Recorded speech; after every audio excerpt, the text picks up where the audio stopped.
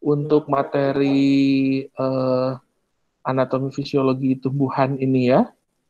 Iya. Secara umum bakal sama sih, pasti ada sel, tisu, itu pasti ada. Ya, mau apapun materi fisiologinya pasti selalu ada sel dan tisu. Cuman sel nanti ini masuknya ke kasandi ya, kasandi bahasanya.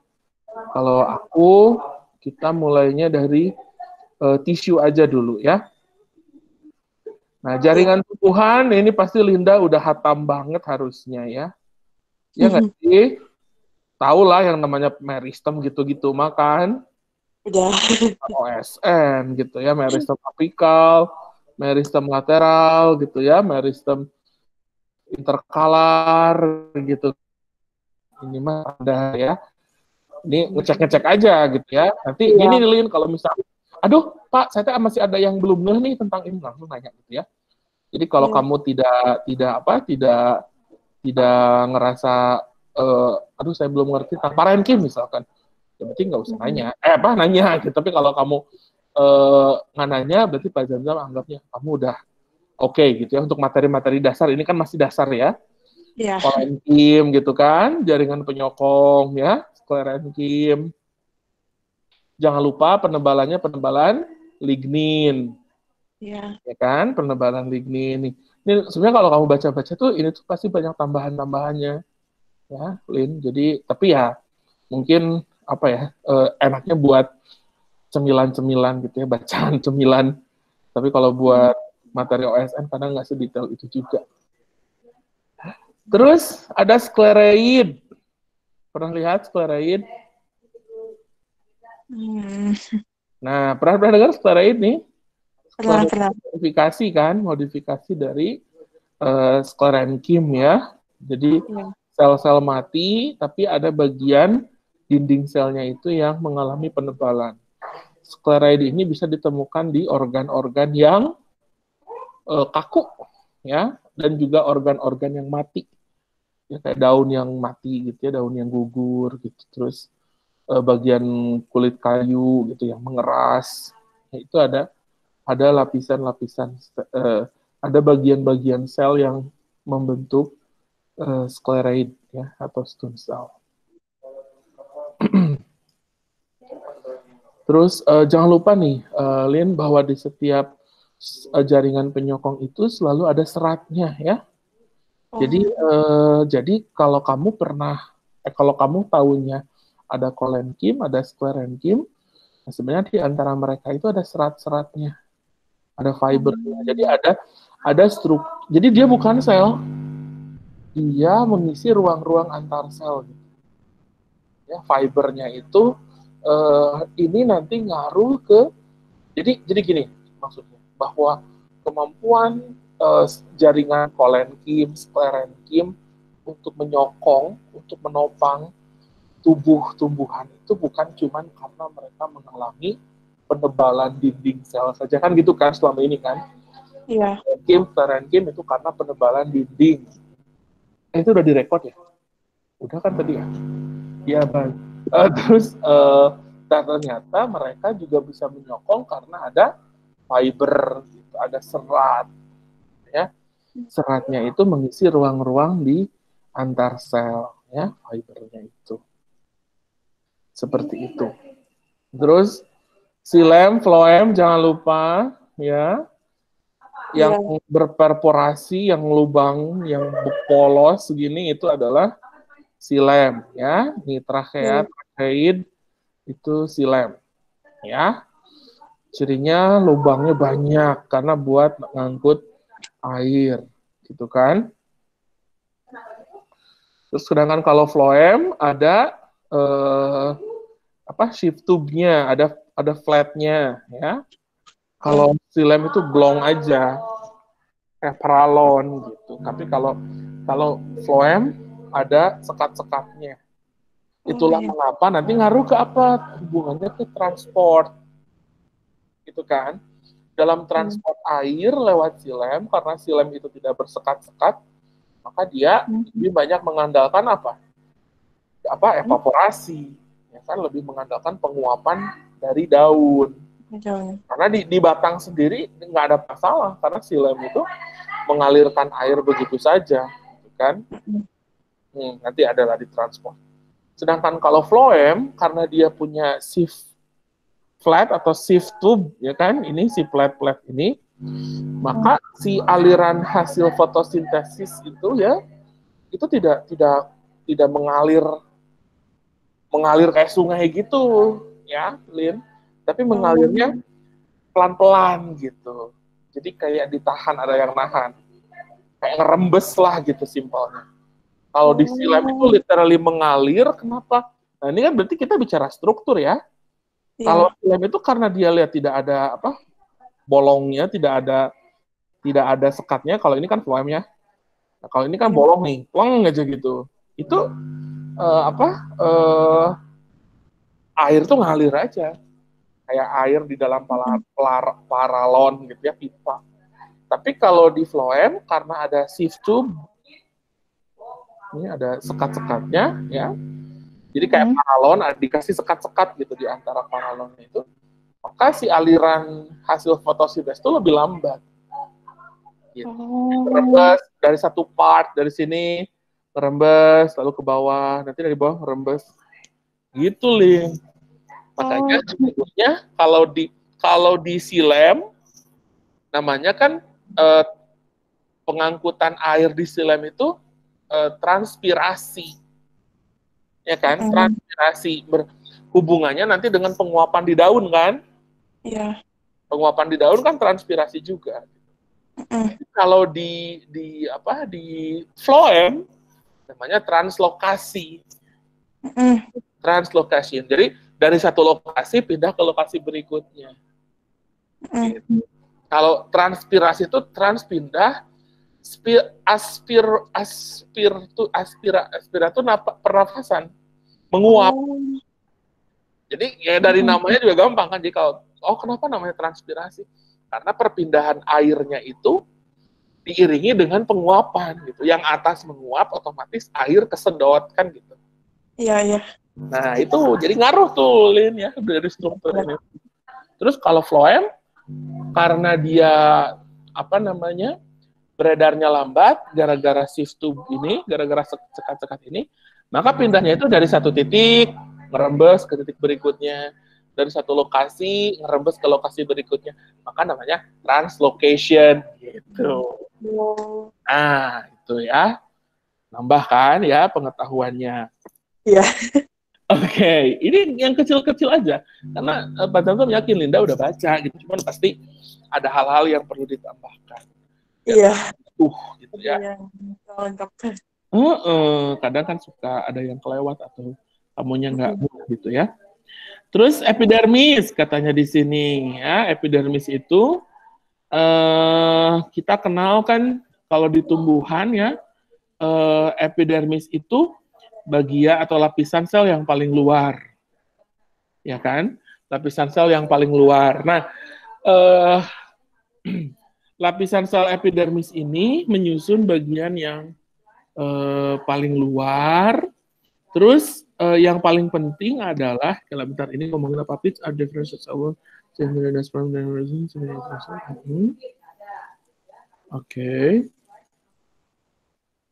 Oke. Sip. Nah, pada beberapa sel epidermis karena dia berfungsi melapisi bagian paling luar gitu kan, maka dia mengalami apa yang disebut dengan penebalan juga dindingnya.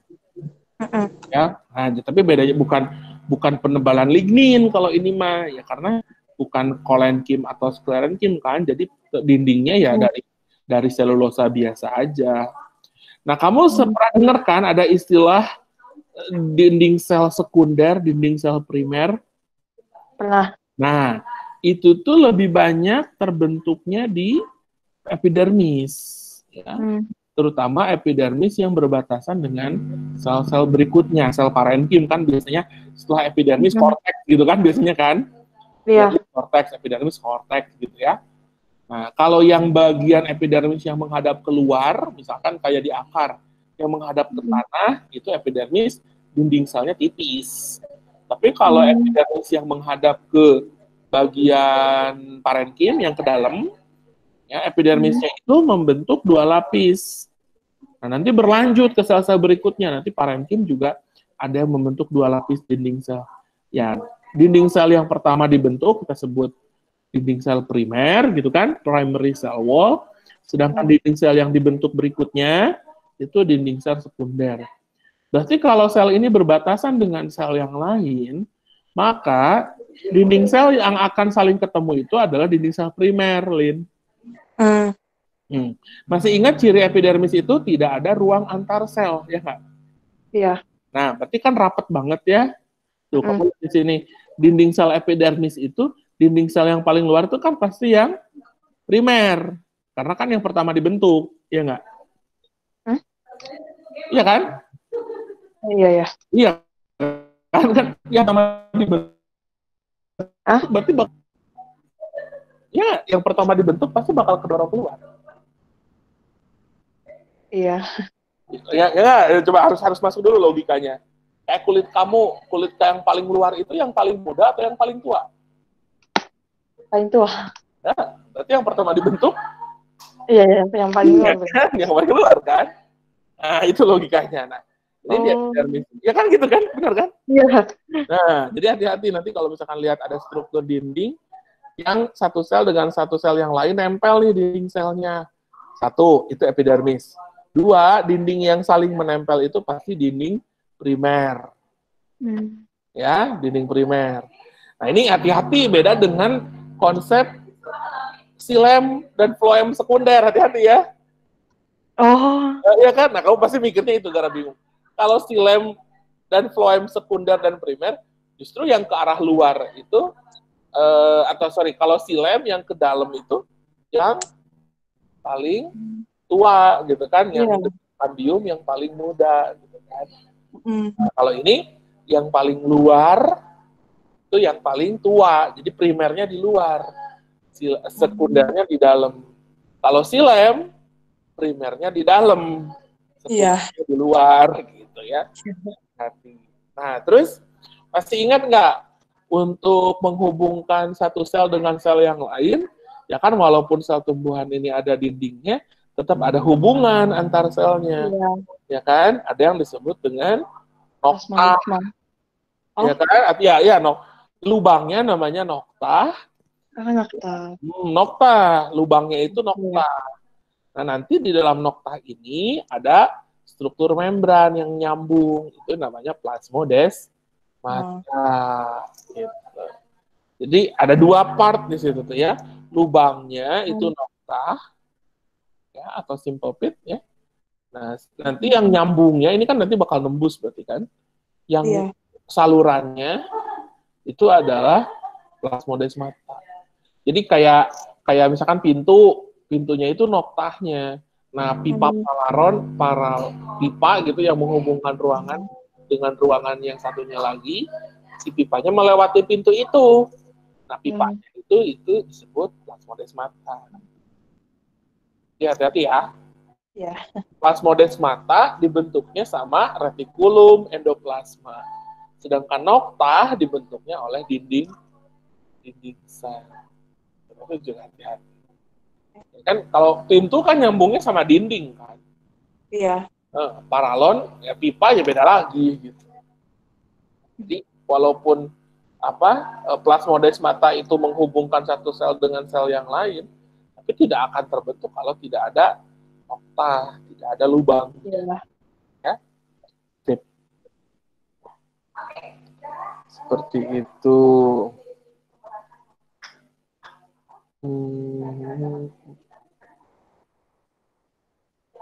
Oke, ini terlalu detail.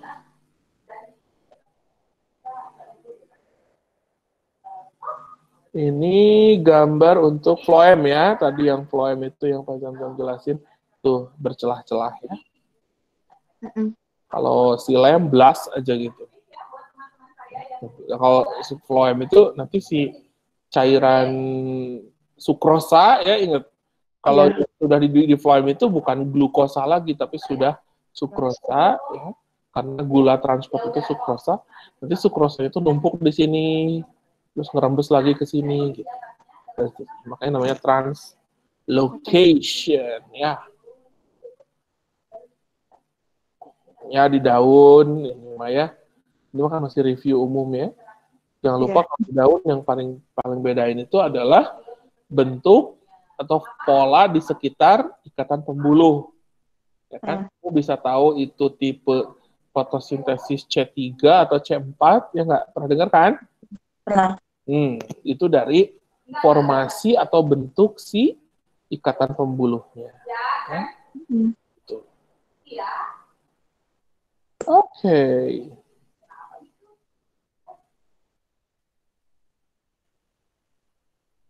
Oke, kita masuk ke akar. Oke. Jadi mah review aja secara keseluruhan jaringan. Iya. Akar, ada serabut, ada tunggang, itu mah pasti tahu. Yang membedakan mereka itu adalah apa coba? Apa bedanya serabut dan tunggang? Selain dari bentuknya. Kalau dari sisi embriologi, nah dari sisi pembentukannya, kenapa bisa terbentuk akar serabut dan kenapa bisa terbentuk akar tunggang?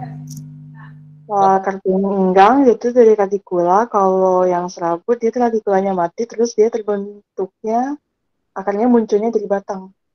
Nah, jadi apa disebutnya? Kalau akar yang tidak dari radikula. Dan bukan dari radikula. Nah, disebutnya apa? Apa ya? Pak, akar Akar adventif. Nah, itu akar adventif itu term yang umum kamu akan temukan di fisiologi atau di struktur tumbuhan untuk menunjukkan struktur yang tumbuh atau yang terbentuk tidak dari yang seharusnya. Gitu. Itu istilah untuk adventif. Kan bisa muncul apa aja, bisa batang, bisa tunas adventif, ya kan? Pernah dengar kan tunas adventif yang dari daun cocor bebek gitu kan? Iya. Tunas harusnya nggak nongol dari daun kan? Iya. Nah itu makanya disebutnya adventif. Advance. Jadi kayak tahapan berikutnya dari pertumbuhan. Kalau normal-normal aja tuh nggak bakal tumbuh tuh tunas tuh atau bagian itu tuh. Tapi karena dia lebih advance, maka jadilah terbentuk. Gitu kan? Si akar serabut juga kan, kenapa terjadi terbentuknya akar adventif? Ya, karena radikulanya tidak berkembang, gitu kan? Berarti kan next step, gitu kan? Lebih advance, gitu. Makanya adventif. Ya. Ini gaya belajar yang mengandalkan term, gitu. Itu tuh efektif banget, apalagi di biologi, ya. Kayak kemarin aja pasti ngerjain soal KSMP, kamu ketemu istilah-istilah yang baru kan, pasti kan? Iya. Kan ketemu istilah yang baru kamu tahu gitu. Nah kalau kamu bisa menganalisa dari term, dari istilah itu, walaupun mungkin materinya nggak kamu kenal, tapi logika kamu bisa dipakai. Iya. Nah kayak tadi Pak Zamzam, adventif itu berarti terbentuk dari yang tidak biasanya. Iya. Ya, tidak biasa. Kayak gitu. Atau nah, sedangkan kalau di yang tunggang, si radikulanya tumbuh jadi akar tunggang, gitu. Akar utama, terus muncul akar lateral ya, yang tumbuh dari akar utamanya, kan? Bagus ya. Itu dari sisi embriologi.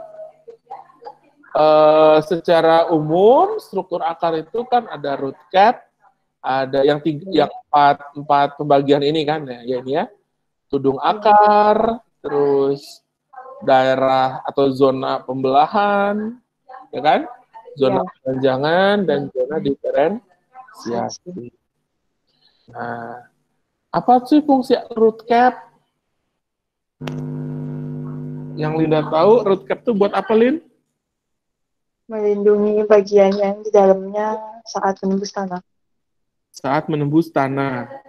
Nah, ternyata, Lin, root cap ini adalah sel-sel epidermis tentu saja yang paling sensitif terhadap perubahan kadar air di tanah. Ya, makanya root cap sel-selnya itu secara dalam tanda kutip ya bisa dikatakan sebagai pendeteksi air tanah. Dan di titik inilah kan terjadi pertumbuhan. menentukan si akar tuh bakal tumbuh kemana gitu kan. Mau Iya. belok tumbuh belok ke kiri, tumbuh belok ke kanan, itu tergantung titik ini kan. Iya. Nah, kamu tahu bahwa akar itu pasti tumbuh mendekati sumber Air. air. Nah, kan logikanya dari mana sih tumbuhan itu si akar tuh tahu oh ada air di situ, kan beda dengan hewan kan bisa mengendus, bisa Iya. mencari gitu.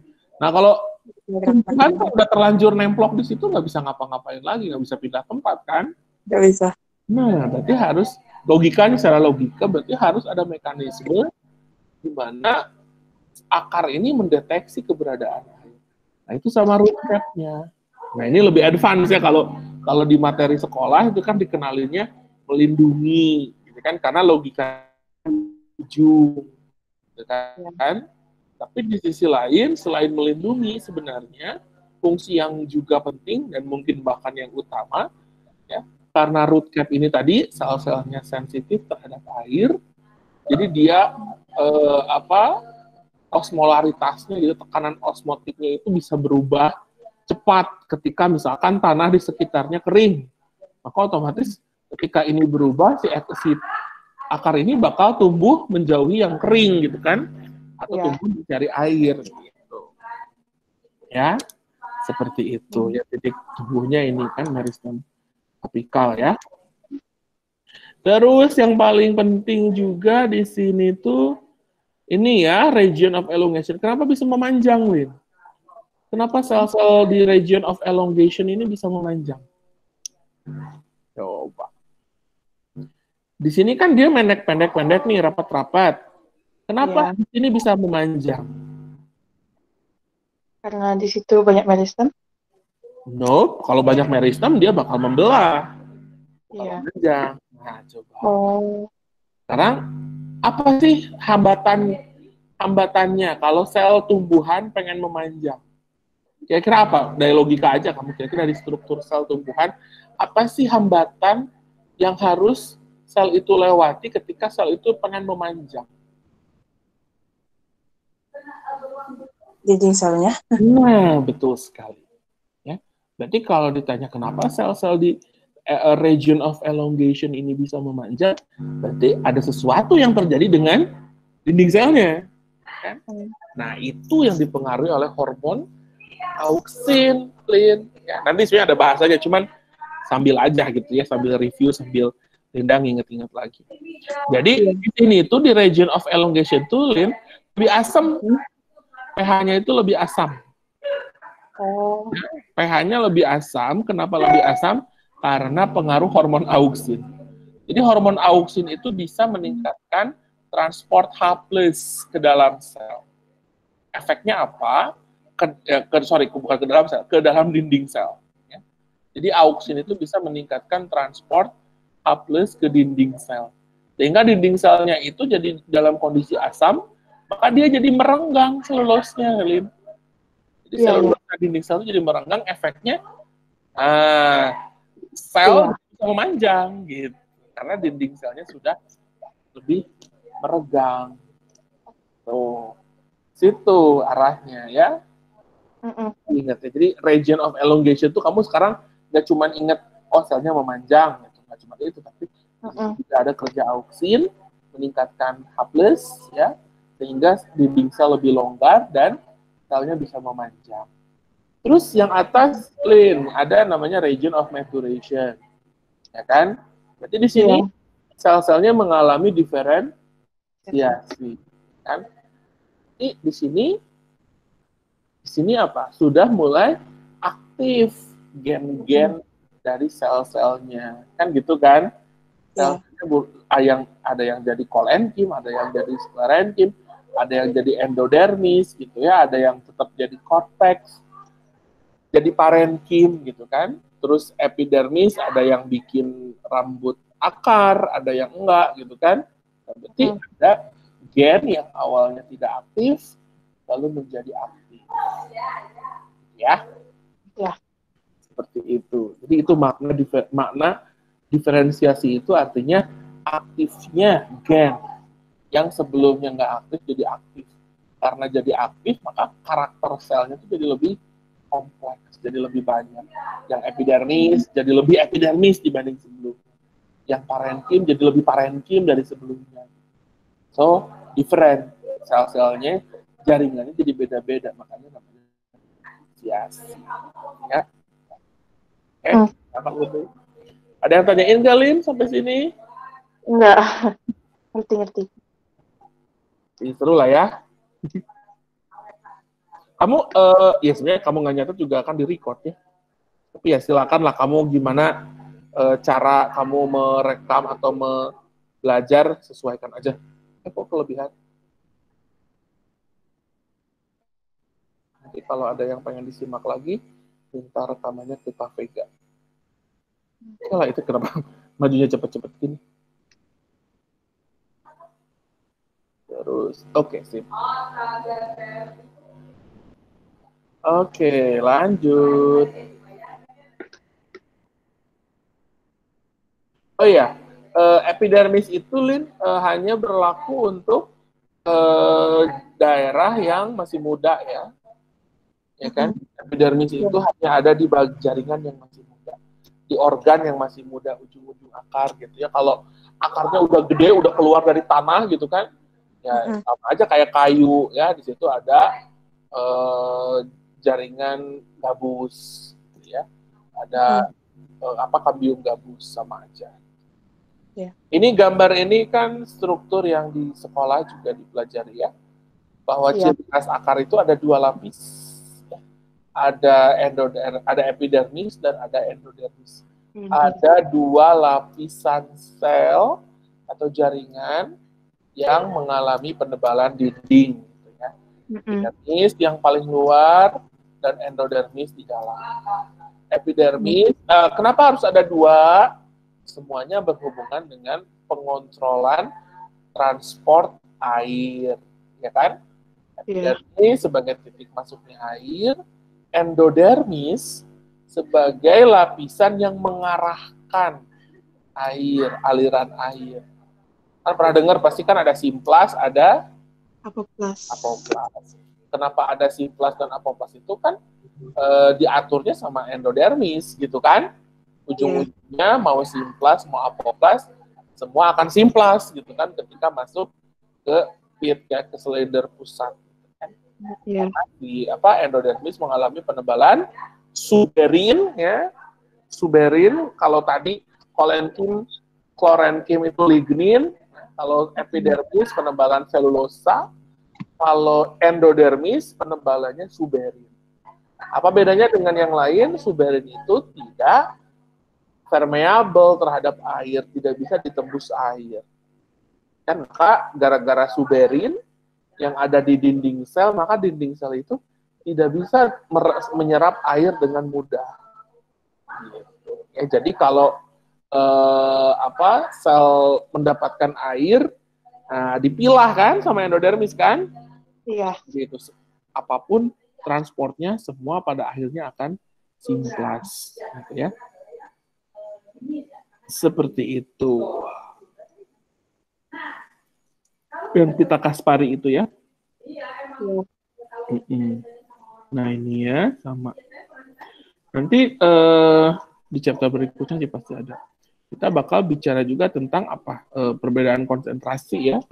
Bahwa yang menyebabkan air bisa masuk ke dalam sel epidermis ya itu karena perbedaan konsentrasi ya. Yang mana yang hiper, yang mana yang hipo itu tolong lebih ngeh lagi. Ya bedain monokotil di kotil it's okay gitu ya. Kan nanti selalu ada kan gambar jaringan itu ya. Hati-hati aja kamu kalau misalkan ada 2 lapis ya pasti akar gitu. Kalau cuman ada epidermis doang ya pasti batang. Gitu. Ini kan dikotil ya. Karena silemnya membentuk X ya.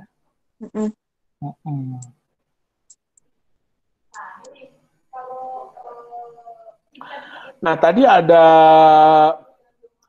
endodermis, Pitta Caspari gitu kan. Terus ada juga namanya pericycle. Pernah dengar pericycle?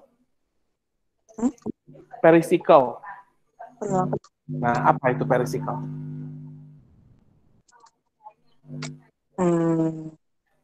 Apa ayo? Aku matiin dulu kameranya. Masih berat. Apa yang disebut dengan perisikal ini? Bagian terluar dari yang Terluar dari terus kalau nggak salah dia itu juga asal dari pertumbuhan akar lateral. betul ya. Jadi kalau bagian terluar enggak juga ya. Enggak juga. Tapi titik tumbuh, kalau mau jelasinnya, lapisan di belakang endodermis. Ya. Satu barisan sel atau lapisan sel di belakang endodermis. Betul, tadi kamu bilang perisikal itu adalah titik tumbuh akar lateral. Ya, titik tumbuh akar lateral. Ya.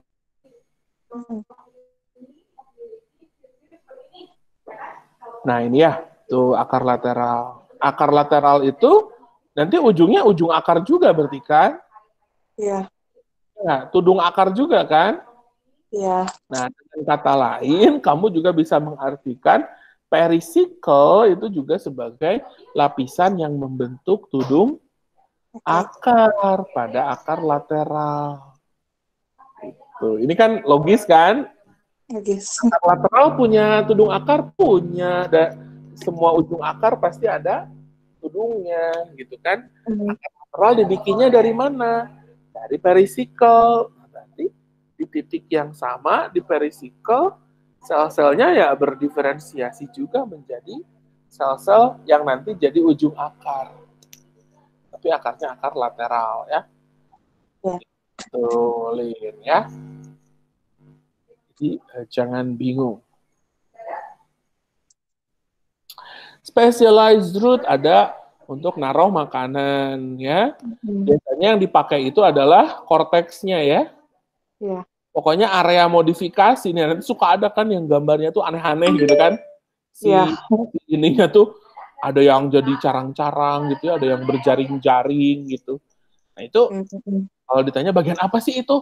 Semua modifikasi akar yang terkait dengan fungsi gitu ya, mau itu menyimpan makanan, mau itu untuk menyimpan udara, itu pasti yang bermodifikasi adalah jaringan parenkim. Semuanya sih, mau di daun, mau di batang, mau di akar, yang paling bermodifikasi, yang paling banyak ragamnya itu adalah parenkim. Ya kayak tadi di daun kan, bedain daun C3 dan C4. Kita bedakan apanya? Struktur di sekitar xilem phloem. Apa yang di sekitar xilem phloem? Ya parenkim gitu kan. Di batang, yang bedain batang yang menyimpan cadangan makanan, terus batang yang berongga, ya, batang yang punya space kayak apa? Kayak eceng gondok misalnya. Itu jaringan apa? Parenkim juga. Jadi kalau ada gambar, kamu dikasih gambar sayatan melintang, satu make sure bahwa itu batang atau akar gitu kan. Daun bisa nggak Pak? Bisa aja sih kalau daunnya bulat atau daunnya bentuknya jarum terus dipotong melintang. Tapi umumnya jarang ada yang bulat sih ya. Gitu. Kalau daun pasti ada pola ikatan pembuluh atau lihat epidermisnya. Kalau ada stomata itu pasti daun gitu kan. Nah, kalau bentuknya sayatannya bulat kayak gini ya udah pasti batang atau enggak akar gitu. Bedain batang sama akar tadi jumlah layernya ya kan. Kalau batang itu hanya epidermis saja. Tapi kalau akar ada epidermis, ada endodermis betul. Semua modifikasi itu terjadinya di korteks, di parenkim. Ada yang water storage gitu kan, ada yang food storage. Nih ya kayak sweet potato katanya. Not the food storage roots. Ya, benar nggak roots gitu? Roots gitu atau batang sebenarnya? Sweet ubi itu harusnya batang ya? Apa sih istilah umbi akar tapi Potato itu kan umbi akar atau umbi batang? Akar ya? Ubi jalar tuh umbi akar ya? Oh ya? bisa. Oh, kirain batang. Ada sih istilahnya Ya. ubi akar, cuma Yang lupa. batang batang ya. Oh alah. Jadi nggak bisa kita potong-potong gitu ubi jalan terus jadi ubi yang baru. Nggak bisa ya. Oh my god. Singkong yang paling Winda ingat tuh yang bisa Ya kayak gitu. kalau singkong pasti absolut itu pasti ubi akar Bisa, karena bisa sering. nggak ada kita motong-motong singkong terus ditanam jadi singkong kan. Nggak ada. Kalau mau dipotong batangnya gitu kan. Oh iya ya. Nah itulah ya. Jadi fungsi apapun yang dimiliki oleh akar itu ini tuh singkongnya gede banget. Itu dipakai untuk yang bermodifikasinya adalah parenkim. Pneumatopor ya itu juga salah satu modifikasi akar. Pneumatopor itu yang di limbah bakau ya, tanaman-tanaman bakau gitu ya. Ingat aja pneumonia, pneumatosit itu kan paru-paru ya, nafas. Iya. Pneumatopor tuh akar yang berubah bentuknya untuk mensupport pernafasan tumbuhan. Aerial berarti yang apa? Nah, aerial itu yang nempel, filamen kayak filamen root ya, akar filamen kayak di anggrek ya kan? Itu sebutnya aerial. Jadi yang membuat si tanaman itu utuh gitu, tanaman itu tidak menyentuh tanah lah intinya mah gitu. Kan ya berarti untuk nempel gitu kan si akar. Aerial roots.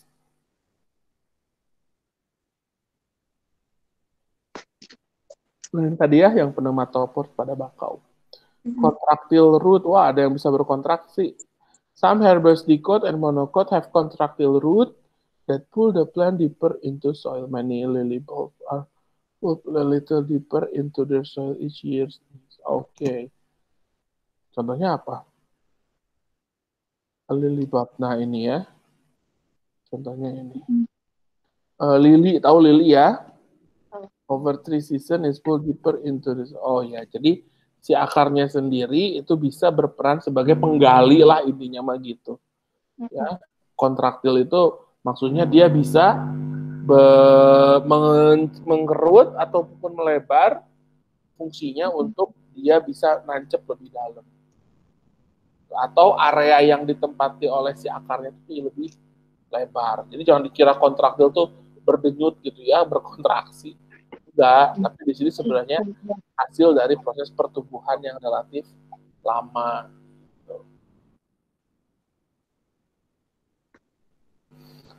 Buttersroot, parasitic root, ya parasit ya. Ini contohnya kayak tanaman apa sih? Putri malu, bukan putri malu. Apa sih yang kuning-kuning tuh? Haustoria. Benar. Tali putri tahu nggak? Tahu tali putri. Nah, yang kuning. Itu kan kenapa dia nempel ke tanaman yang lain? Ya, karena dia kan tumbuhan ya, tumbuhan tingkat tinggi. Haustoria itu masuk monokotil ya. Ya monokotil ya. Monokotil berarti kan ya itu punya akar kan. Nah, itu si akarnya itu ya parasitik ya. Untuk nyedot nutrisi dari tanaman lain. Nah, selain bahwa tanaman itu bisa selain dia bisa menghasilkan makanan sendiri kan, tanaman juga bisa bersimbiosis, berinteraksi dengan makhluk hidup lain untuk memenuhi kebutuhannya. Salah satunya dia bisa bersimbiosis dengan jamur. Pernah dengar mikoriza kan? Pernah baca. Pernah baca. Apa mikoriza tuh? Jadi dia sama jamur untuk fiksasi nitrogen pada salah. Nah, untuk fiksasi nitrogen bisa itu salah satunya ya. Tapi yang paling besar, karena kalau fiksasi nitrogen itu lebih banyak porsinya dengan bakteri. Akan bersimbiosisnya sama bakteri kalau kamu bicara tentang fiksasi nitrogen. Jadi kalaupun misalkan ada efek fiksasi nitrogen karena mikoriza, Itu lebih karena si jamur yang bersimbiosis dengan akar itu menciptakan lingkungan yang baik untuk si bakteri penambat nitrogennya. Jadi jamurnya sendiri tidak bisa menambat nitrogen, tidak bisa mengikat nitrogennya gitu ya. Iya. Terus jadi buat mengikat apa dong Pak yang paling tepat? Sebenarnya yang utamanya air, Lin. Iya kan hifa. Lah namanya hifa kan serabut-serabut bisa menyimpan lebih banyak air. Jadi dengan adanya mikoriza itu, mau yang di luar aja, ektomikoriza ataupun yang sampai menembus ke lapisan korteks ya, endomikoriza, itu intinya sebenarnya adalah untuk menjaga kandungan air di dalam akar tumbuhan. Ya. Seperti itu. Jadi ya sana arahnya ya. Sintesis penambatan atau fiksasi nitrogen ada supportnya bahwa mikoriza itu membantu fiksasi nitrogen, tapi bukan main function, ya, tidak terkait sama struktur dan fungsi si mikoriza itu. Ya. Nah, gitu ya, ini si mikorizanya. Ini contoh yang realnya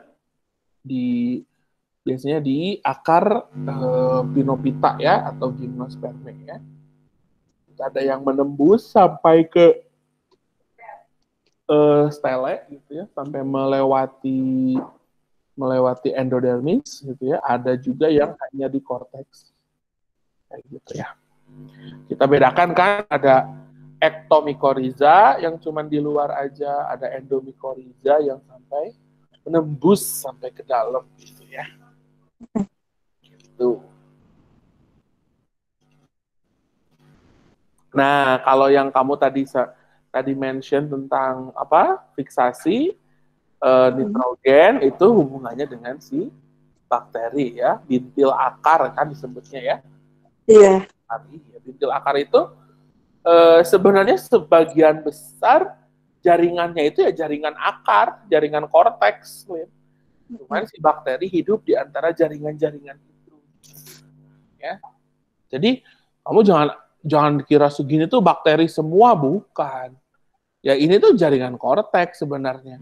Yang karena ada bakteri di situ, maka dia jadi membengkak.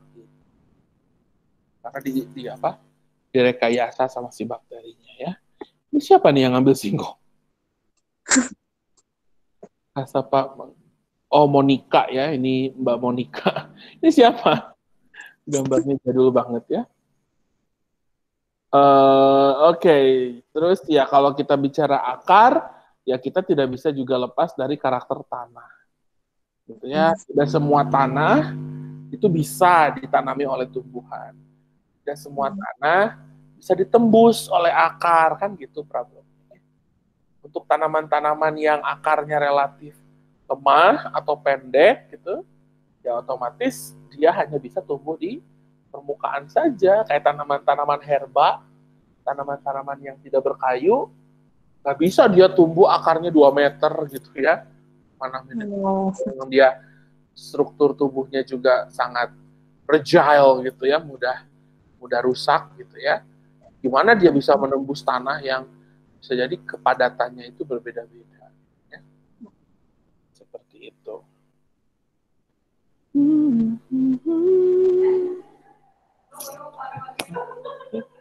Terus parent material, oh iya, tergantung materi genetik, climate, living organism. Malam. Oke, ini mah sisanya lebih ke ekologi. Pitoremediasi, metal manch. Oh, nah, ya ini mah informasi aja nih, bagus juga bahwa yang namanya kemampuan akar untuk menyerap. Ya, tadi kan akar itu punya kemampuan untuk menyerap zat-zat di sekitarnya yang larut terhadap dengan air, gitu kan? Itu juga nggak cuman karena akarnya punya kemampuan itu, nggak cuman karena perbedaan tekanan osmosis, tapi juga dipengaruhi oleh kondisi si tanahnya gitu kan. atau kondisi medium di sekitar si akar tersebut. Nah sekarang akar dengan kemampuannya menyerap nutrisi zat-zat lain itu dimanfaatkan oleh manusia agar akar itu bisa juga menyerap limbah, ya limbah-limbah yang relatif tidak kasat mata gitu ya. Ya. Airnya kelihatan bersih, kelihatan bagus, padahal sebenarnya di situ banyak sekali larut di situ misalkan mikroplastik atau tumpahan minyak misalkan ya. Nah, misalkan ya kan kadang tanah ada yang terkena tumpahan minyak gitu ya, atau tanaman-tanaman air gitu kan, pernah dengar dia punya kemampuan menyerap racun gitu kan. Itu salah satu efek atau sifat yang dimanfaatkan oleh manusia dari tumbuhan, khususnya kemampuan akar pada tumbuhan ya, untuk menyerap zat-zat sekitarnya yang larut air. Syaratnya harus itu. Nah, proses merubah kembali, mengembalikan lingkungan yang sudah tercemar itu fitoremediasi. Pernah dengar? Fitoremediasi. Jadi kalau dibilang misalkan kenapa tumbuhan ada yang dipakai untuk fitoremediasi? Karena dia punya akar yang bisa menyerap bahan-bahan beracun dan limbah itu. Ya. Nah, terus ada istilah lain juga tuh, pitoselatin katanya. One clue may be metal binding polypeptide called piloselatin that sequester and detoxify heavy metal in plant tissue gitu ya. Jadi ceritanya diuji coba ke tanaman yang banyak mengandung logamnya. Seperti itu ya, nggak sisanya mah ini mah penjelasannya aja.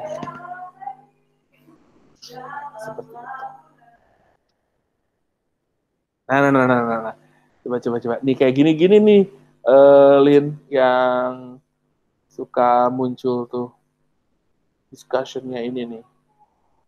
Ya kayak gini-gini ya buat apa ya? Buat bahan pikiran aja, buat bahan pikiran. Kayak kurang, kayak saya nggak banyak yang harus dipikirin, Pak, gitu ya.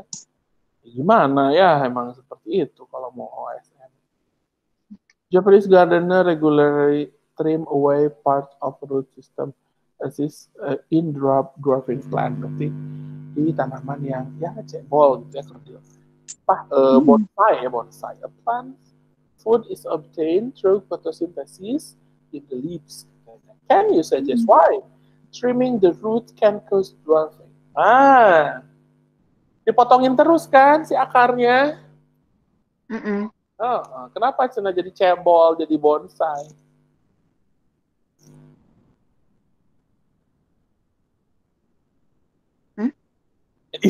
Iya kenapa bonsai itu harus dipotongin akarnya atau daun-daunnya?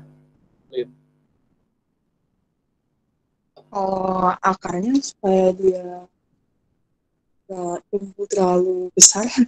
Iya, buat mengontrol nutrisi kan sebenarnya. Iya, jadi nutrisi yang dapatnya nggak banyak. Iya, atau lebih terukur gitu ya. Oke. Itu tentang akar, Lin. Oke. Belum kita masuk ke stem. Ada yang ditanyakan dulu? Belum ada. Coba kamu endapan dulu, cerna dulu. Ini anaknya kamu udah punya dulu sih ya materinya. Cuman berapa sih ini teh? Yang ini teh kalau sekecil aku langsung kirim ke kamu. Sekarang ya. Plant kita nggak isi. Fisiologi. Logo.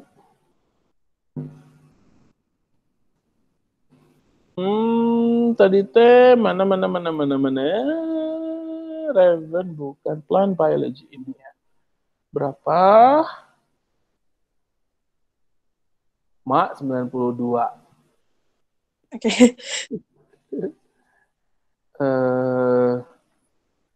Apa? Emailnya Linda apa? Di type aja nggak? Di apa? Di chatnya. Apa Linda ini? Tulis aja di chatnya. Ah, di chatnya. Mau dikirim via WhatsApp. Oh, mau Boleh. oh, ya. Oh ya, di sini aja, di sini aja. Aku soalnya nggak pakai chat web, Dinda. Di yang Zoom ya? Oh ya di Zoom, bener. Ini pakai Google Meet. Ya di Oh, Google Meet. Google Meet ya? Google Meet. Kebiasaan Ya, pakai di Zoom. chatnya mana? Google Meet tuh nggak bisa ngirim file ya di sininya. Oh, Kalau Zoom kan bisa.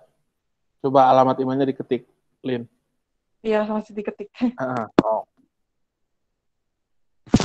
Nah, udah mau UAS lagi, kok cepet banget sih? Iya, kaget juga waktu lihat ininya jadwalnya. Rajin kali sekolah kau. Mana itu? Tak bisa lah. Macam mana hari gini udah UAS? Masa udah UAS sih coba? Nanti sisanya mau ngapain? Linda tuh di mana sih? Manggar ya? Iya, Manggar tuh sekolah itu kan? Sekolahnya Laskar Pelangi. Bukan lah. itu gantung Pak. Beda dong ya. Beda daerah. Beda Beda. daerah. Sampai semua yang di... tapi Belitung ya? Belitung kan? Iya, Belitung Timur ya. Linda Belitung, kan? Iya, Belitung. Oh, tuh, Belitung. Aduh, iya, kangen banget Belitung. Saya terakhir keluar kota itu ya ke Belitung. Oh, Bulan Maret ya, Maret apa Mei ya? Ya. Sebelum kemudian PSBB, lockdown semua. Makanya aku masih ingat apa? Ngopi, ngopi apa Mbak Ica? Di Belitung teh kopi apa? Tongji, ya kan? Pempek Putri. oh. Ya. Jauh ya dari Linda ya? Beda ya? Belitung Hmm. Timur itu bukan di Belitungnya. Wah, sih Belitung Timur itu bukan di Ya, Belitung. kalau dari Belitung Timur mau sampai ke ibu kota yang Tanjung Pandan, Tanjung Pandan. Tanjung Pandan kira-kira sejaman Oh, 2 jam sejak. gitu lah. Sejaman 2 jam lah gitu. Pakai apa? Motor, mobil, atau ada angkutan umum? Tergantung. Tapi kalau biasanya sih orang sini pakainya mobil gitu. Mobil-mobil sendiri gitu pada bawa. Hmm. Atau Hmm. nggak pakai bus gitu, rame-rame. Oh, ada bis. Ada. Seru ya. Nah, kalau misalkan nggak corona, nanti akunya bisa mainnya ke sana. Tapi udah gimana ya, sudah lah ya. Mm-mm. Nah, udah aku kirim, Lin. Coba cek, kau bisa baca-baca dulu. Oke. Sementara itu, Pak Zamzam pengen minum dulu sebentar ya. Kamu juga istirahat dulu dikit lah. Oke.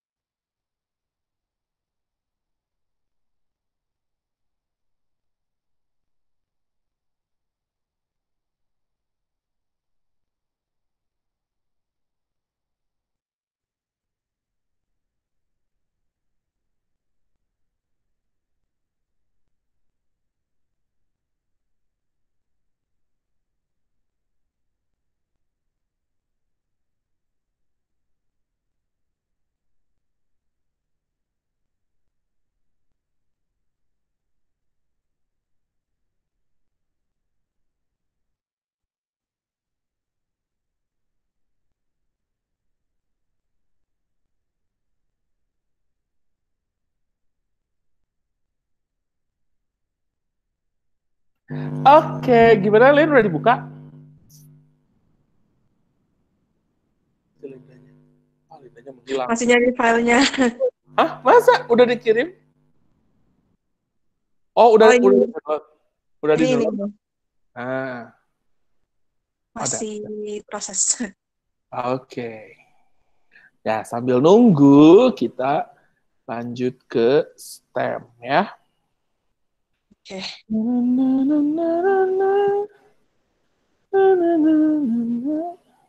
Mana sih? Oh, udah ya. Aku tuh lagi share ya. Udah dapet, cuma masih di download. Oke. Nah, bicara tentang batang, batang itu karakteristiknya adalah dia titik tumbuh lateral ya. Kalau akar itu lateral itu opsional ya.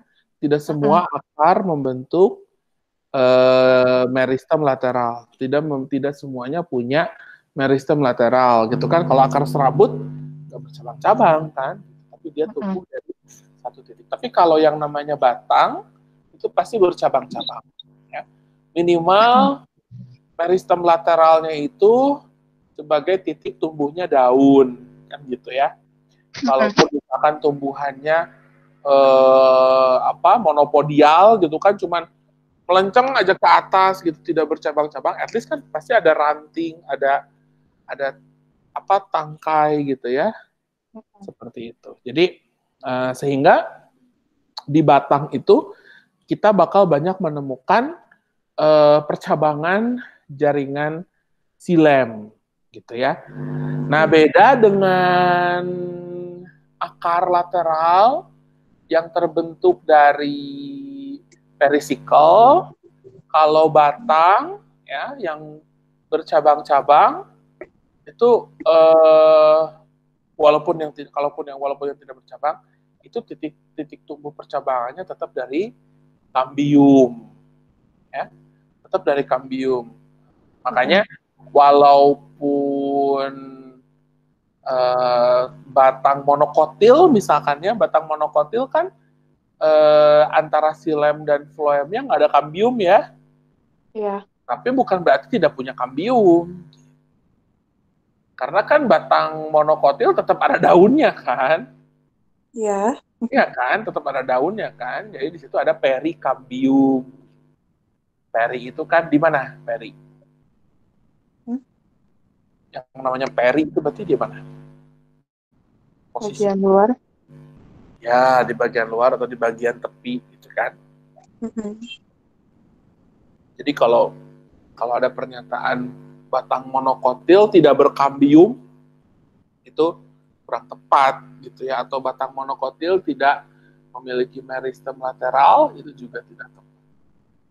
Jadi kalau dia mau dikotil ya kambium, kalau di monokotil perikambium. Perikambium itu hanya di tepinya aja ya, untuk bikin daun. Oke, tweak underscore. Oke, sip. Nah, ujung batang sebagai titik tumbuh ya kan kita kenal sebagai ya meristem apikal ya. Meristem apikal. Terus ada primordial daun. Jadi kamu lihat aja dari sini juga sudah terlihat berarti daun itu sebenarnya hasil modifikasi dari batang ya. Daun itu tumbuhnya dari batang gitu ya. Jadi kalau muncul daun ya itu pasti batang gitu. Kayak misalkan kaktus, ya daunnya bermodifikasi jadi duri. Nah, yang hijaunya itu ya berarti batang gitu, walaupun kayak daun, tapi sebenarnya itu batang. Ya. Daunnya mana Pak? Ya duri-durinya itu, kan? Seperti itu. Nah, ada daun yang terbentuk dari primordial, dari tunas apikal, ada daun yang tumbuhnya dari tunas lateral, gitu kan ya. Itu biasanya daun primer, daun sekunder gitu. Yang primer yang utama ini, yang bakal terus tumbuh ke atas. Daun sekunder nanti yang tumbuh dari sini kan, dari ketiak-ketiaknya gitu ya. Kenapa ke sini? Mana tadi? Aduh, jauhan. Aku bisa hidup lebih lama. Nah, ini ya. A portion of stem showing leaf gaps and bud gaps the cylinder fascicle. Itu ya kamu bisa lihat di situ. Yang kemudian tumbuh sebagai apa yang bisa menumbuhkan daun itu kan pada akhirnya adalah si kambiumnya lah, gitu ya, kambiumnya. Jadi ketika kayak misalkan di apa nanti cangkok ya, di cangkok kan dikupas kambiumnya, maka nanti di ujung sini tumbuh akar baru kan dari si kambiumnya, ya seperti itu. Nah ini ya, yang tadi meristem primer, meristem sekunder gitu ya, bahwa kambium yang putih ini tumbuh ke arah luar membentuk floem, ke arah dalam membentuk xilem. Xilem dan floem yang paling dekat posisinya dengan kambium itu yang disebut dengan xilem sekunder ya, hati-hati. Sedangkan xilem yang paling jauh dari atau floem yang paling jauh dari kambium itu xilem atau floem primer. Ya, seperti beda sama yang tadi ya, yang apa tadi tuh? Yang primer. Dinding sel. Dinding sel ya, betul. Nah, karena ada pertumbuhan,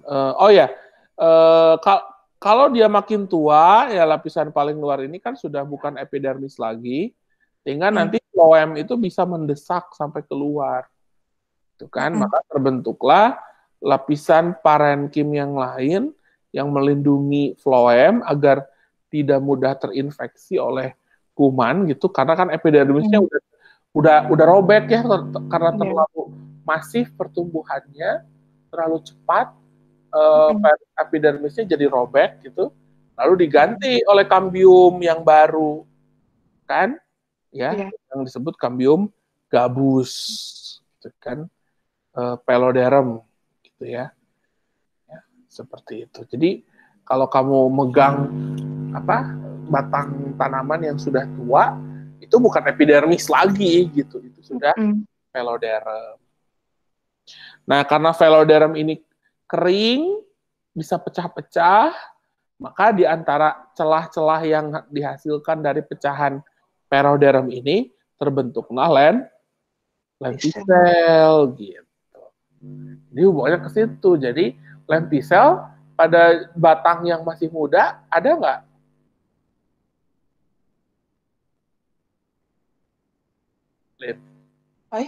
Lentisel kalau di batang yang masih muda ada nggak?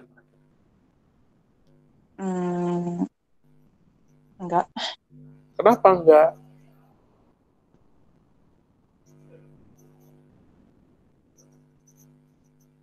Kenapa? Karena lentisel kan terbentuknya dari yang celah-celah hasil kambium gabus dan yang dari velogen. Dan yang masih muda itu kan masih epidermis. Nah, itu dia. Jadi lentisel itu tidak akan pernah ada selama masih epidermis, lapisan paling luarnya.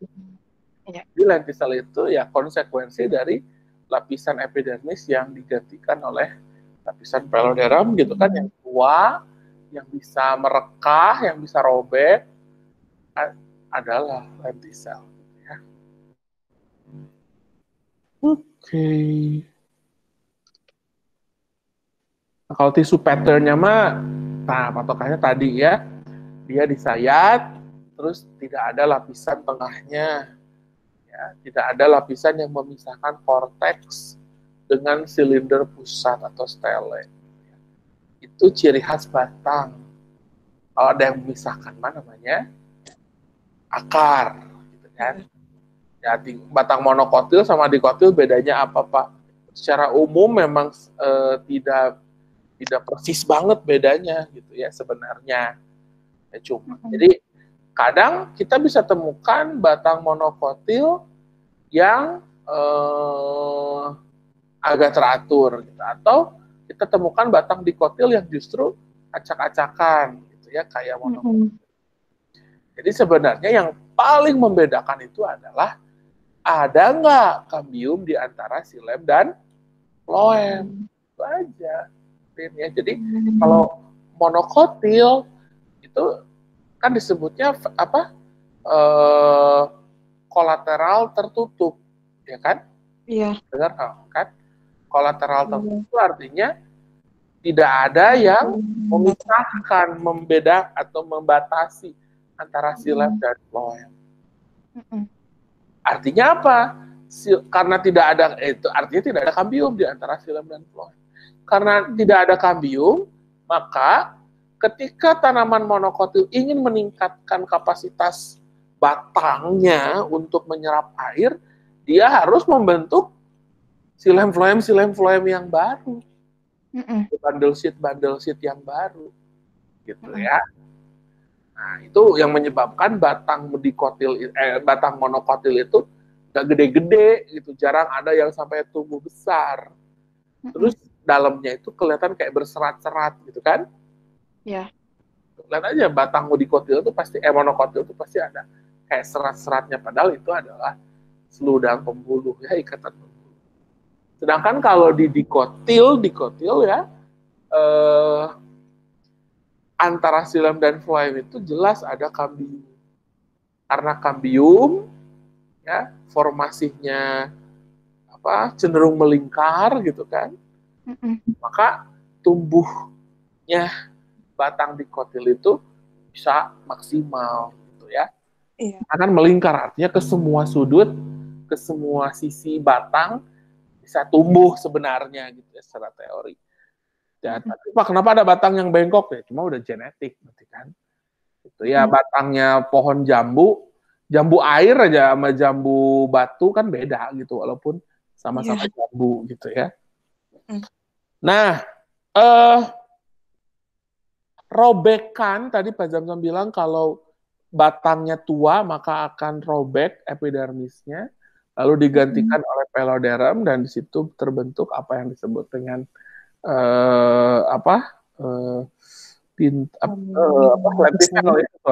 lentisel. Jadi pakai bapaknya.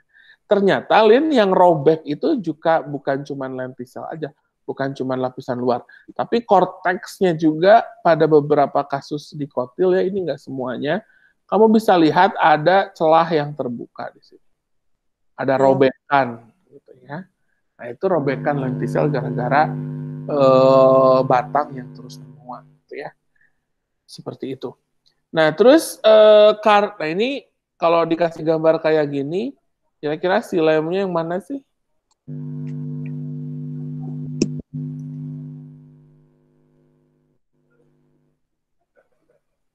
Silemnya yang mana, Lin? Yang merah atau yang kuning? Silemnya yang mana? Kuning. Yang kuning ya. Terus kamu lihat di situ ada bagian yang kayak berlayer-layer. Disebutnya apa, Lin?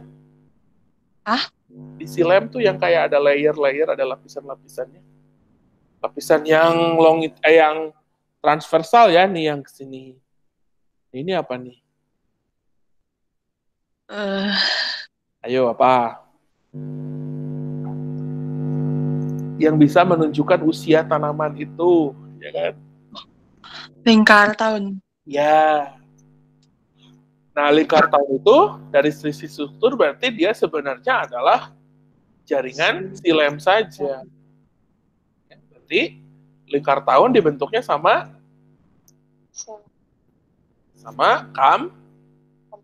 kambium. Nah, sekarang kenapa bisa terbentuk lapisan yang padat gitu, yang kelihatan kayak garis, terus ada lapisan yang lebih lebar gitu kan? Kenapa tuh kira-kira? Apa hubungannya sama tahun?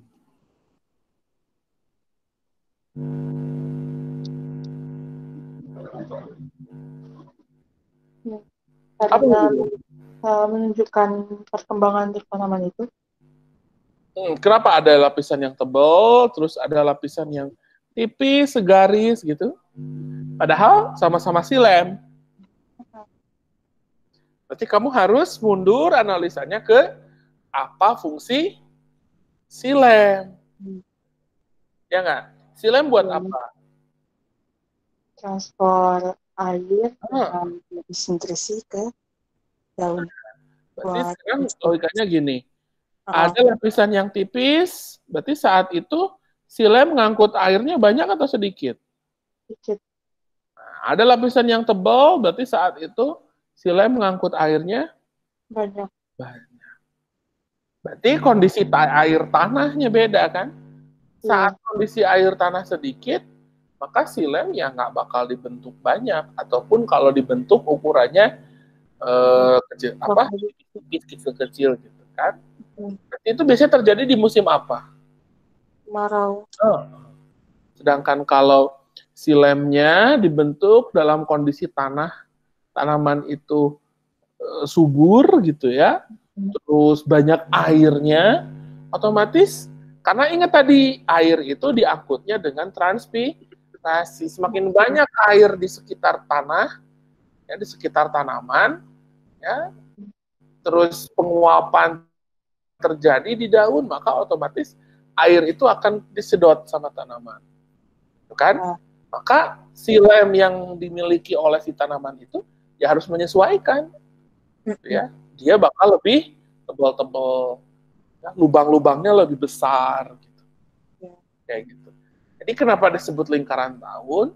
Karena lingkaran tahun ini merupakan perbedaan pola, ya, ketebalan silem yang dibentuk oleh kambium, kan, di musim yang berbeda, gitu ya.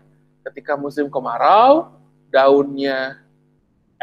musim kemarau, air tanahnya sedikit, maka silem yang dibentuk pun nggak usah banyak-banyak, dikit aja. Sementara kalau musim hujan, air tanahnya banyak, tanaman tuh bisa jadi malah kelebihan air gitu ya. Nah, yang terjadi adalah silemnya gede-gede. Ya dengan ngukur satu musim hujan, satu musim kemarau, itu kan setahun. Gitu kan. Makanya ada lingkaran tahun. Nah ini ya, jadi ini phloemnya, ini silemnya, nah ini lingkaran tahun. Annual ring of xylem, ya. Seperti itu. Tuh, 62 tahun. Coba. Bener nggak 62 tahun? Kamu itu aja ya. Ada 62 garis, bener nggak gitu ya? Ini kan bisa dilihat ya.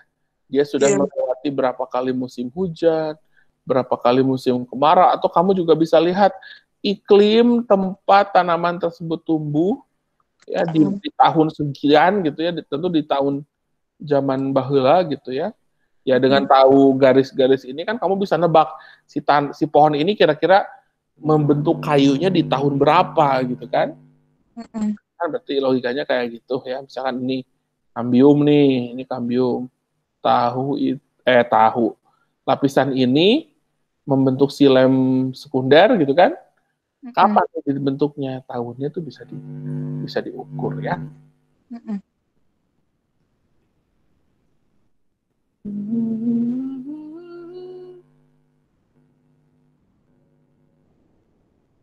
Oh banyak ya.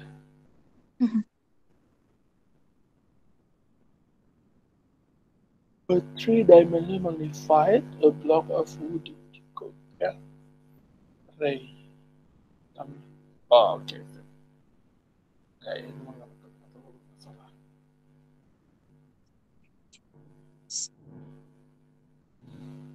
Nah, ada yang disebut dengan hardwood, ada yang disebut softwood, ya softwood. Cuma beda penampakannya aja sih. Dua-duanya sama-sama silem ya.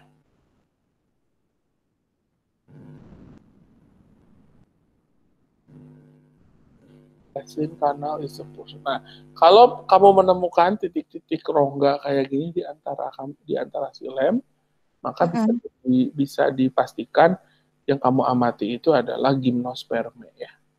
Karena titik ini itu pasti adalah ini apa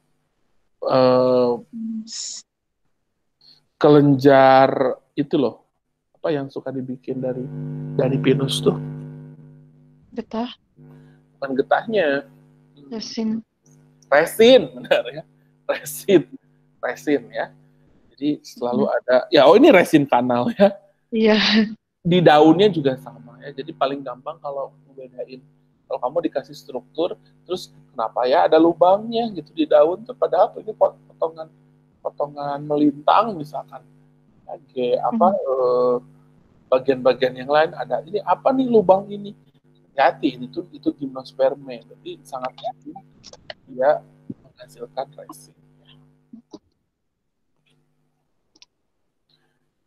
Nah, bedanya monokotil sama dikotil untuk stemma udah tahu lah pasti. Ini sih tadi yang spesialis itu ya. Jadi si ubi jala, mana sih ubi jala nggak ada ya? Untuk berbagai ini ya.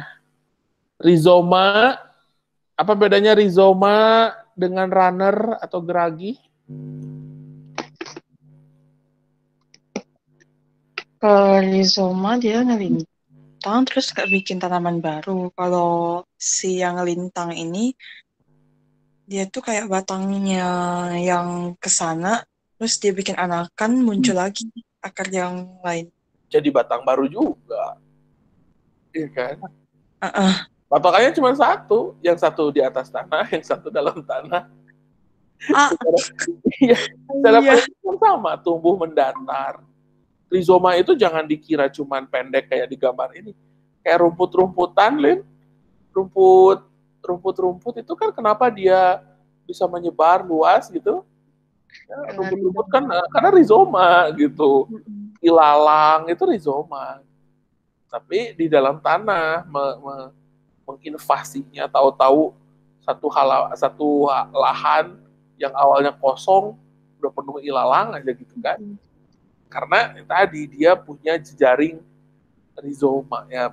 Dari sisi struktur rizoma itu kan sebenarnya modifikasi dari batang gitu ya. Makanya dari rizoma terbentuklah daun, terbentuklah akar gitu kan. Gitu. Nah, biasanya tanaman yang punya rizoma, bagian yang tumbuh ke permukaan tanah itu adalah pelepah daun. Ya, pelepah daun. Kayak pisang. Pisang yang tumbuh kelihatan besar keluar dari dalam tanah itu kan bukan batang, Lin. Iya, Iya kan? Kan batangnya mah di dalam tanah, rizoma itu. Gitu. Jadi yang keluarnya itu adalah pelepahnya. Ya. Ya kentang tahu lah ya, kentang Mbak ya. Ini mah anak SD. Ini tadi ya yang Pak Zamzam bilang ya, karena kaktus itu tempat munculnya modifikasi daun, ya ini adalah batang gitu ya. Si hijau-hijau ini tuh batang.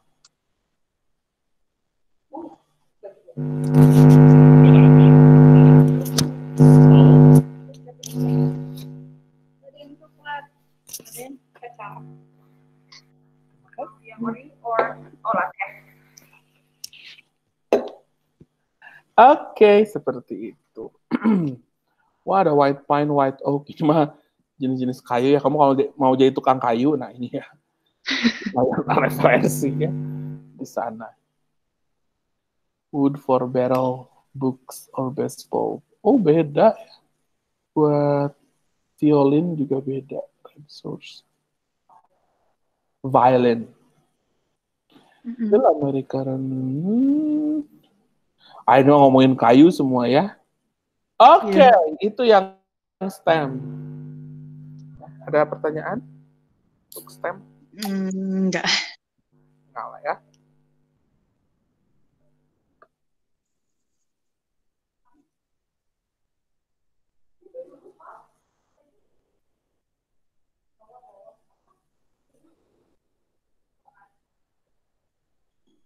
Oke, lanjut ke daun. Daun menjadi khas dibandingkan dengan jaringan yang lain karena Mostly parenkimnya itu berklorofil, ya, berklorofil atau yang kita kenal sebagai klorenkim, ya. Ya. Terus ya daun ada beberapa modifikasi sehingga dia bisa hidup di permukaan air gitu kan. Biasanya hubungannya sama letak stomata ya, karena stomata ya hanya ada di daun ya, mulut modifikasi dari epidermis itu hanya ada di stomata, itu hanya di daun. Bentuk-bentuk kayak gini, ini mah kalau kamu nanti ngambil kuliah biologi baru bakal dipelajari ya. Kalau di OSN sih biasanya dipakainya untuk keanekaragaman, untuk bikin misalkan fenogram gitu ya. Tapi yang dibedakan kan karakter yang teramati gitu ya, bukan hafalan juga gitu ya.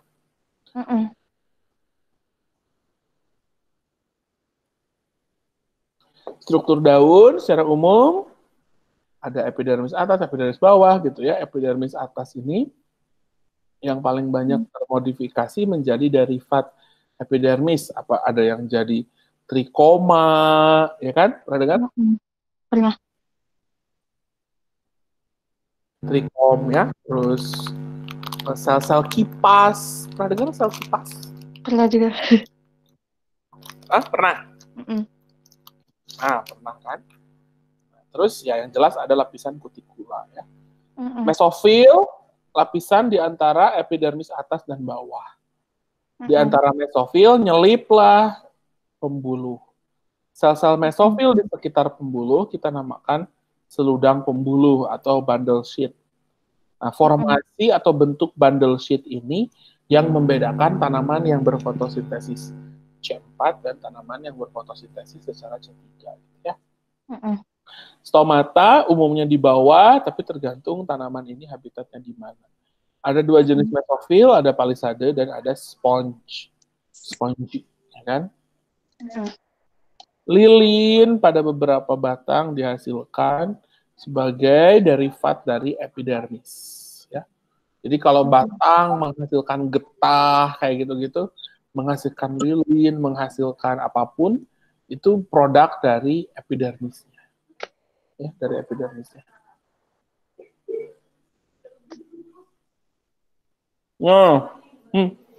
Aku sambil ngemil. Kamu sambil makan juga ya? Ya. Stomata, masih ingat bagaimana mekanisme membuka menutupnya? Masih ingat dikit. Ingat dikit lah ya, pasti dipengaruhi oleh kepekatan, ya kan, osmolaritas, ya kan. Stomata itu dikelilingi oleh guard cell ya, sel penjaga. Stomata itu kan lubangnya ya. Nah, guard cell ini sel yang klorofil ya. Satu-satunya sel epidermis yang berklorofil di tumbuhan, di daun tumbuhan itu hanya guard cell. Kenapa harus berklorofil? Karena tadi guard cell ini yang menentukan membuka dan menutupnya stomata. Berarti si guard cell ini harus bisa berubah bentuk. Ya, ketika dia turgid, istilahnya gitu kan, ketika dia tetap, gitu ya, turgid, dan ketika dia lemes atau swallow atau kehilangan air, gitu ya. Nah, untuk mempengaruhi turgiditas itu kan berarti harus ada sesuatu yang diproduksi, gitu kan? Ya, gula, gitu ya, lewat proses fotosintesis. Makanya di sini banyak mengandung klorofil, kloroplas, biar dia bisa berfotosintesis. Sehingga laju fotosintesis yang mempengaruhi juga pembukaan dan penutupan stomata. Gitu ya. Logikanya dari situ. Nah, sel kipas atau buliform ya, yang membuat tanaman daun itu jadi melipat.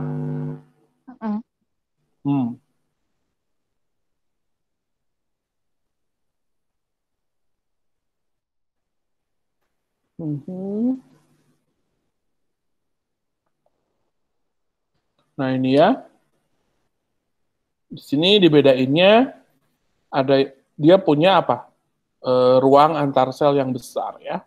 Kalau yang atas daunnya tidak banyak memiliki ruang antar sel. Terus si vein-nya, si pembuluhnya ya. Ini kamu bisa duga bahwa yang atas ini pasti lebih lebih kaku dibandingkan yang bawah ya. Yang bawah kamu lihat banyak sel-sel besarnya, berarti itu bisa melipat gitu ya. Sedangkan leaf exposed to shade, leaf exposed to full sun. Oh ya, sip. Oh ini juga dipengaruhi oleh terpapar cahaya mataharinya sebanyak apa gitu ya. Kalau yang banyak ya dia bakal punya banyak klorofil, punya banyak palisade dan spons. Tapi kalau yang terpaparnya sedikit, ya terus sel-selnya juga dikit, punya mitokondria punya kloroplas, ya udah, ya dia efisien aja. Gitu. Cahaya juga nggak banyak gitu kan. Jadi bentuk daun dan struktur daun itu bisa beradaptasi. Ini daun pinus. Kira-kira tuh ada resin kanal. Pokoknya kalau ada lubang aja dalam sayatan, itu pasti resin kanal gitu. Jadi yang harus kamu curiga, ini jangan-jangan gimnosperm.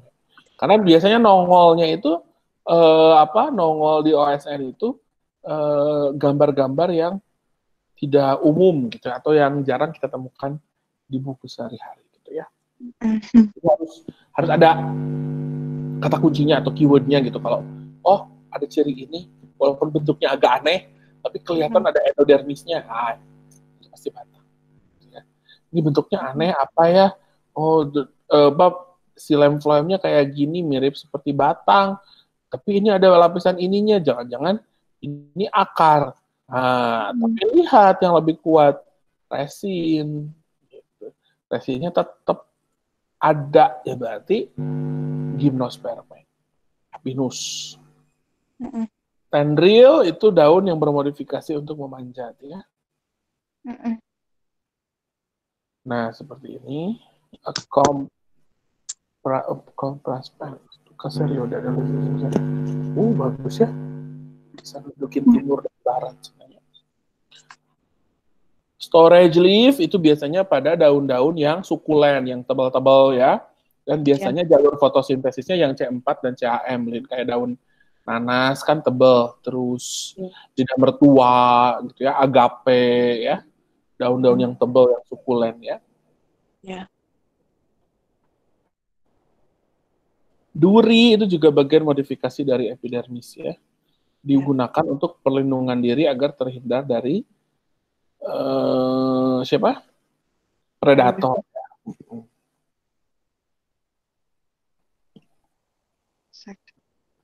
Lalu kenapa nih bisa gerak, Lin?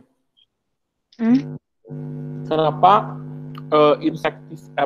insektivora bisa bergerak daunnya? Kayak yang pinus itu loh yang bisa makan nih. Kenapa bisa gerak? Bisa nge-trap gitu.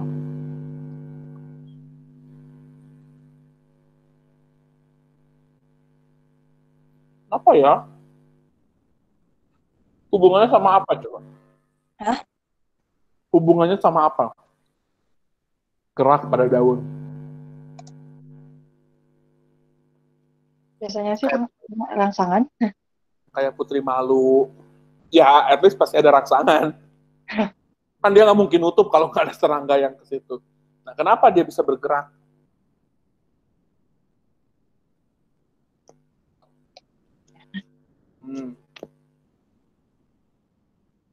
Kenapa ya? Balik sini. Nah, ini kan. Setiap daun itu pasti ada tuasnya. Ya, ada tuasnya nempel ke sesuatu. Daun itu kan tumbuh dari batang ya, pasti berarti ada titik nempelnya. Ada titik nempelnya. Nah, titik nempel ini kita sebutnya peteolus. Si Peteolus ini Lin, ada kecenderungan dia mengembung tuh ya. Di apa yang monokotil pun yang namanya titik nempelnya daun ke batang itu biasanya lebih mengembung, lebih banyak air. Nah, ketika airnya sedikit, maka yang terjadi adalah Peteolusnya kempes dalam tanda kutip, maka posisi daun jadi berubah gitu. Ya. Jadi kalau dari penjelasan itu kita tahu bahwa hubungannya atau apa sih yang menyebabkan daun putri malu bisa bergerak, atau tadi yang apa insektivor ya, Venus itu bisa bergerak menangkap serangga. Yang terjadi adalah perubahan turgiditas, perubahan konsentrasi air. Jadi air, apakah dia meninggalkan Peteolus atau menuju ke Peteolus gitu ya, itu akan mempengaruhi si daun ini bakal tegak atau loyo gitu atau apa gitu. Jadi gerakan dari si insekta, kalau untuk kasus insektivora gitu ya, gerakan insekta saat dia terperangkap itu, nah ini ya, gerakan insekta saat terperangkap di sini tuh, itulah yang memicu perubahan konsentrasi atau perubahan kadar air di tanaman tersebut, lalu ya dia akan menutup. Jadi bukan seperti hewan gitu ya, yang ada otaknya gitu niat makan gitu. Jadi andaikan kalau misalkan si lalat gitu ya masuk ke situ tanpa dia bergerak sama sekali, dia nggak bakal dijebak. Iya. Karena kan gerakan itu yang memicu terjadinya perubahan konsentrasi air. Itu kan putri malu juga harus disentuh dulu kan, harus bergerak dulu kan, digetarkan dulu kan, gitu. Nah di titik yang sama, Lin ya, di titik di mana si daun itu bisa tegak atau lesu gitu ya, berubah posisi. Di titik yang sama juga daun akan putus dari batang. Ya, separation layer tuh di sini. Jadi sel-sel di sini tuh kalau daunnya dirasa tidak lagi dibutuhkan oleh tanaman, memang betul ya. Daun itu seperti itu gitu. Jadi ketika tanamannya sudah aduh nggak butuh lagi nih daun sebanyak ini, nah, dia bakal menghentikan asupan air ke sini. Maka efeknya lapisan yang tadi awalnya sangat tergantung dengan air menjadi kekeringan air, gitu kan? Efeknya ya putus deh, sel-selnya mati, maka daunnya putus, gugur. Buah yang udah matang juga sama kayak. Titiknya sama di titik di mana dedaunan dan buah-buahan itu harusnya tumbuh. Seperti itu. Nama prosesnya adalah absisi. Makanya nanti hubungannya sama hormon absisat. Pernah dengar kan? Hormon absisat itu hormon yang membantu menggugurkan daun. Gitu.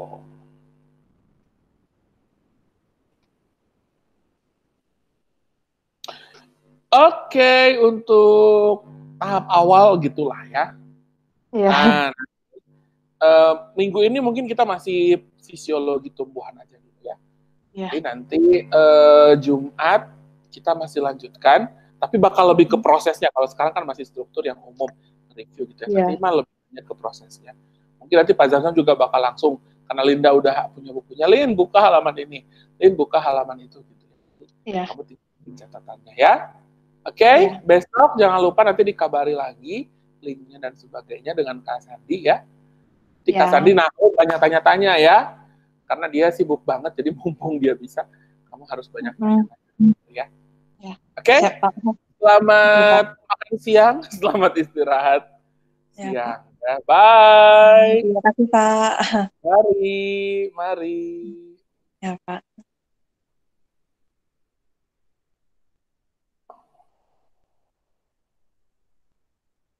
Itu udah gitu, gimana sih?